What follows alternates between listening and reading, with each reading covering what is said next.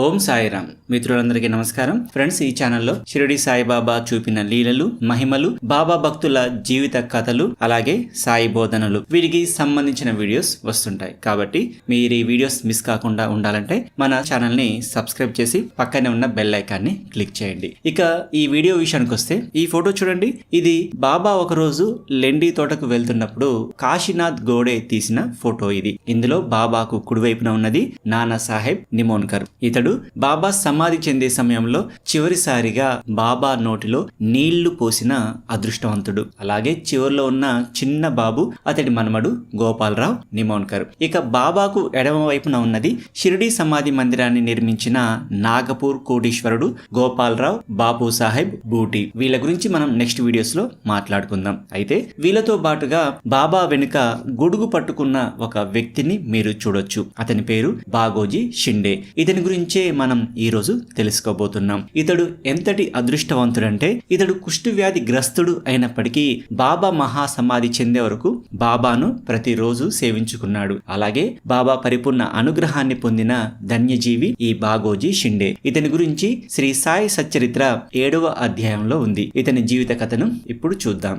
బాగోజీ షిండే బాబా యొక్క ప్రముఖ సేవకుడు. ఇతడు షిరిడి నివాసి. అలాగే లక్ష్మీబాయి షిండేకి బంధువు. అతను ఒక కుష్టు వ్యాధి గ్రస్తుడు. ఆ వ్యాధి వలన అతను తన చేతి యొక్క వేళ్లలో ఎక్కువ భాగాన్ని కోల్పోయాడు. అంతేకాకుండా ముఖ భాగంలోని ఎంతో ముఖ్య భాగమైన ముక్కులో కొంత భాగమును కూడా కోల్పోయాడు. అతని శరీరం నుండి చీము, రక్తం స్రవిస్తూ దుర్గంధం వస్తుండేది. ఇన్ని బాధలు అనుభవిస్తున్నప్పటికీ అతడు తన జీవితాంతం బాబాకు సేవ చేసుకొని తన జీవితాన్ని ధన్యం చేసుకున్నాడు. అతడు దురదృష్టవశాత్తు తనకి సంక్రమించిన ఆ వ్యాధితో చాలా బాధపడుతూ ఉండేవాడు. అయినప్పటికీ బాబాతో నిరంతరం ఉంటూ ఆయనకు సేవ చేసుకునే భాగ్యం కలిగి ఉండటం నిజంగా అతని అదృష్టం. నిరంతరం బాబా సాంగత్యంతో ఈ బాగోజీ షిండే ఎంతో లాభం పొందాడు. బాబా షిరిడి వచ్చిన తొలినాళ్లలో ఆపదలో ఉన్న వారికి మందులను పంపిణీ చేసేవారు. ఉచితంగా వైద్యం, అవసరమైతే పరిచర్యలు కూడా బాబా చేసేవారు. బాగోజీ అనారోగ్యం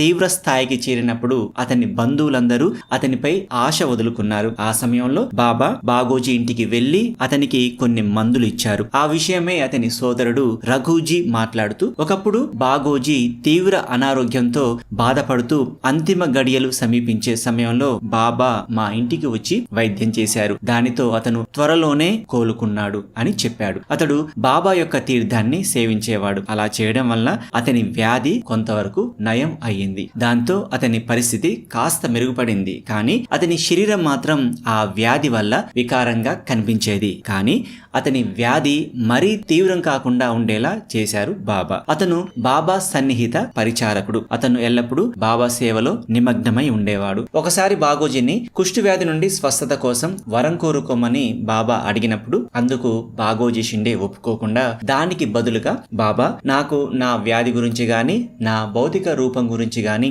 ఎటువంటి ఆందోళన లేదు. కానీ నాకు కోరిక ఉంది. అదేమిటంటే, ఎప్పుడు నన్ను మీతో కలిసి ఉండడానికి అనుమతించండి. మరియు నేను ఎప్పుడు కావాలంటే అప్పుడు ద్వారకామాయికి రావడానికి నాకు అనుమతినివ్వండి. నాకు అది చాలు అన్నాడు. అప్పుడు బాబా సరే అలాగే అని అతన్ని అనుగ్రహించారు. బాగోజీ షిండే బాబాకు ఒక పరిచారకుడిగా ఉండేవాడు. అతను నిత్యం బాబా సేవలో నిమగ్నమై ఉండేవాడు. అతడు వేకువజామున మసీదులోకి ప్రవేశించే మొట్టమొదటివాడు. బాబా వేకువజామున లేచి దుని దగ్గర ఉన్న స్తంభానికి ఆనుకొని కూర్చొని నిశ్చలంగా ధ్యాన నిమగ్నులయ్యేవారు. ఆ సమయంలో మసీదులోకి ఎవరూ అనుమతించబడేవారు కాదు. తర్వాత అక్కడే నిలబడి ఆయన చేతులతో ఏవేవో భంగిమలు చేస్తూ నెమ్మదిగా యా దేహక్ అంటే దైవాన్ని ఎల్లప్పుడూ స్మరించాలి, అల్లా వాలి హై మరియు అల్లా మాలిక్ హై వంటి పదాలు ఉచ్చరించేవారు. ఆ సమయంలో కేవలం అబ్దుల్ బాబా, మాధవ్ ఫస్లే మసీదులోకి ప్రవేశించి మసీదు ఊడ్చడం, దీపాలను చమురుతో నింపడం, దునిలో కట్టెలు వేయడం వంటి సేవలు చేసేవారు. ఈ మాధవ్ ఫస్లే గురించి గత వీడియోలో మాట్లాడుకున్నాం. కావాలంటే మీరు చెక్ చేసుకోవచ్చు. ఇలా వేకువజామున అబ్దుల్ బాబా, మాధవ్ ఫస్లేలు మసీదును శుభ్రపరుస్తున్నప్పుడు ఆ సమయంలో బాగోజీ కూడా మసీదుకు వచ్చేవాడు. బాబా దుని ముందు కూర్చొని ఉండగా ప్రతిరోజు అతను బాబా కుడి చేతిని, తర్వాత బాబా శరీరం అంతా మసాజ్ చేసేవాడు. తర్వాత అతను చిలుం వెలిగించి బాబాకు అందించేవాడు. బాబా చిలుం పీల్చి బాగోజీకి చిలుం ఇచ్చేవారు. అలా కొన్నిసార్లు ఒకరి తర్వాత ఒకరు చిలుం పీల్చిన తర్వాత బాగోజీ ఇంటికి వెళ్లేవాడు. బాగోజీ చేతితో ఇచ్చిన చిలుం బాబా ఎంతో ప్రేమతో అభిమానంతో పీల్చి పిలిచేవారు. బాగోజీ తన సేవను ముగించి మసీదు నుండి వెళ్లిన తర్వాత మాత్రమే ఇతర భక్తులు రావడానికి అనుమతించబడేవారు. ఈ విధంగా అతను ఈ సేవను 1918లో బాబా సమాధి చెందే వరకు ఏ ఒక్క రోజు కూడా విఫలం కాకుండా చేశాడు. బాబా ప్రతిదినం లెండికి వెళ్లేటప్పుడు అతడు గొడుగు పట్టేవాడు. షిరిడి సందర్శించే భక్తులకు బాబా యొక్క ఊదిని ఇస్తుండేవాడు. కొంతమంది భక్తుల నోటిలో ఊదిని వేస్తుండేవారు కూడా. అతను బాబా ఆదేశాలపై ఈ పనులు చేస్తుండటం వలన ఎవరికీ ఏ ప్రమాదం జరగలేదు. ఈ విధంగా 1910వ సంవత్సరం దీపావళి పండుగ నాడు ఒక భక్తురాలి చిన్న బిడ్డ కమ్మరికొలింలో పడబోతుండగా ఆ బిడ్డని కాపాడేందుకు ఇక్కడ మసీదులో దుని దగ్గర కూర్చున్న బాబా తమ చేతిని దునిలో పెట్టి ఆ బిడ్డ ప్రాణం కాపాడాడు. కానీ బాబా దునిలో చేయి పెట్టడం వల్ల ఆయన చేయి బాగా కాలిపోయింది. ఈ విషయం తెలిసి నానా సాహెబ్ చందోర్కర్ బాబా చికిత్స కోసం బొంబాయి నుంచి ప్రముఖ డాక్టర్ అయిన పరమానంద్ని తీసుకొని షిరిడి వచ్చారు. కానీ తన చేతిని పరిశీలించడానికి కూడా ఆ డాక్టర్ కి బాబా అనుమతి ఇవ్వలేదు. బదులుగా బాబా తన చేతికి నెయ్యి రాసి ఆకు వేసి గట్టిగా కట్టు కట్టమని బాగోజీకి చెప్పారు. అలా తమ చేతి గాయాన్ని శుభ్రం చేసి కట్టు కట్టడానికి బాగోజీని మాత్రమే బాబా తమ అనుమతిని ఇచ్చారు. నానా మరియు డాక్టర్ పరమానంద్ ఎంత ప్రాధేయపడినా అల్లా మాత్రమే తమ డాక్టర్ అని వారికి అనుమతి ఇవ్వలేదు. ఈ సంఘటన జరిగిన తర్వాత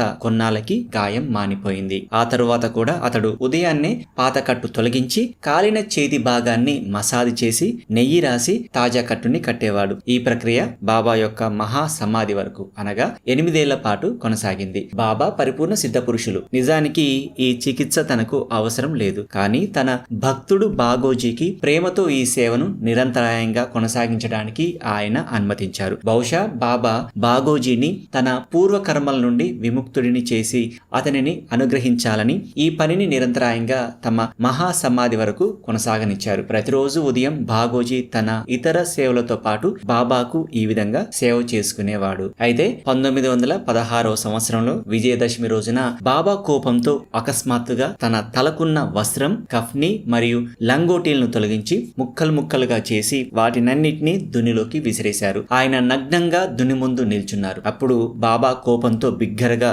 మూడులారా, ఇప్పుడు చూసి నేను ముస్లింనో హిందూనో తేల్చుకోండి అని కేకలేశారు. అక్కడున్న వారంతా భయపడిపోయారు. కానీ ఆ సమయంలో మసీదులో ఉన్న బాగోజీ బాబాను సమీపించి బాబాకు లంగోటిని కట్టి, బాబా, ఈ రోజు దసరా పండుగ సందర్భంగా భక్తులు సీమోల్లంఘన చేసుకుంటూ ఉంటే మీరెందుకు ఇలా భయపెడతారు అన్నాడు. అప్పుడు బాబా కోపంతో, ఈ రోజు నా సీమోల్లంఘనం అని కేకలు వేశారు. ఆ విధంగా బాబా భవిష్యత్తులో వచ్చే దసరా పండుగ రోజునే తమ మహాసమాధి అని సూచించారు. తర్వాత కొంతసేపటికి బాబా శాంతించారు. ఇక 1918 అక్టోబర్ 15 మంగళవారం మధ్యాహ్నం 2:30 బాబా మహాసమాధి చెందే సమయంలో కేవలం మసీదులో 7 భక్తులు మాత్రమే ఉన్నారు. వారిలో బాగోజీ షిండే కూడా ఒకరు. అప్పుడు లక్ష్మీబాయి షిండేకు బాబా 9 రూపాయలు ఇచ్చారు. తర్వాత ఆయన తమకు మసీదులో బాగా లేదని బూటివాడాకు లేదా రాతి భవనంకు తీసుకెళ్తే బాగుంటుందని బయాజీ అప్పా కోతే పాటిల్ ఒడిలో ఒరిగి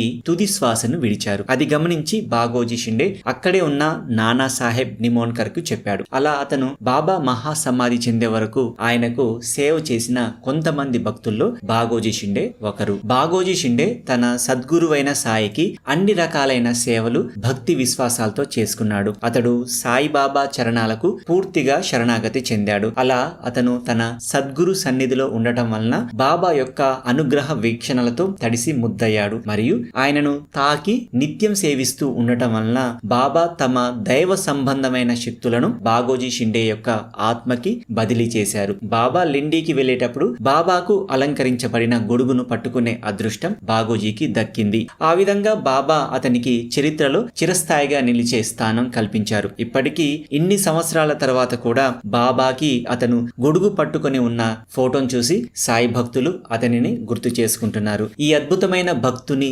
జీవితంలో నేర్చుకోవాల్సిన అనేక పాఠాలు ఉన్నాయి. బాగోజీ శరీర స్పృహను అధిగమించాడు. అతను తన చేతి యొక్క వేళ్లలో ఎక్కువ భాగాన్ని కోల్పోయాడు. అంతేకాకుండా ముఖ భాగంలోని ఎంతో ముఖ్య భాగమైన ముక్కులో కొంత భాగంను కూడా కోల్పోయాడు. అయినప్పటికీ అతడు తన భౌతిక రూప విషయంలో ఎటువంటి ఆందోళన చెందలేదు. అతని శరీరం నుండి చీము రక్తం స్రవిస్తూ దుర్గంధంగా ఉండేది. ఎంతమంది షిండేను చూచి వెక్కిరించినా అసహించుకున్నా కనికరం లేకుండా ఎన్నో పరుష పదాలతో తనని నిందించినప్పటికీ అతడు పట్టించుకునేవాడు కాదు. ఇది పూర్తిగా శాస్త్రాల్లో చెప్పబడిన స్థితప్రజ్ఞత ఉన్నత స్థితి. ఏదేమైనా ఎన్ని అవరోధాలు ఎదురైనా తన సద్గురు సేవను కొనసాగించాలని అతను నిశ్చయించుకున్నాడు. విపరీతమైన చలి అయినా లేదా ఎంతటి భారీ వర్షమైనా సంబంధం లేకుండా బాబా చేతికి మసాజ్ చేయడానికి ఎప్పుడూ రాకుండా ఉండలేదు. దీనినే దృఢ బుద్ధి అంటారు. నవవిధ భక్తిలో ఒకటైన దాస్య భక్తికి బాగోజీని ఒక ఉదాహరణగా చెప్పొచ్చు. ఈ విధంగా బాబాను ఎలా ప్రేమించాలో అనేది